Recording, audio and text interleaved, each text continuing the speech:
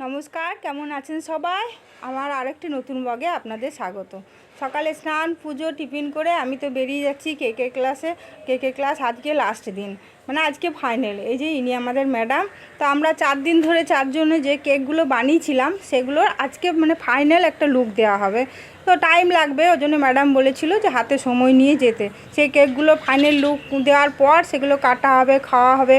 তো যেটা বলছিলাম আর কি, এই 5 দিন আমরা যা মজা করে কাটিয়েছি আপনাদের কি বলবো।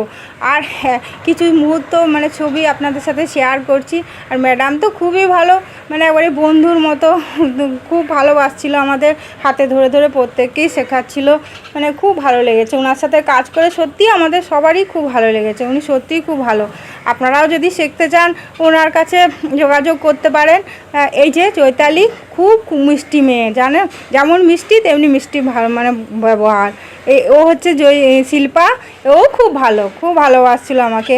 আর ও জয়িতা সবার ছোট আমাদের থেকে, মানে ছোট্ট মেয়ে একটা।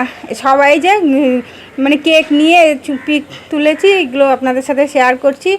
এই কেকটা আমি বানিয়েছিলাম, ওগুলো ওরা বানিয়েছিল, মানে প্রত্যেকের কেক নিয়ে ছবি তুলেছে আর কি।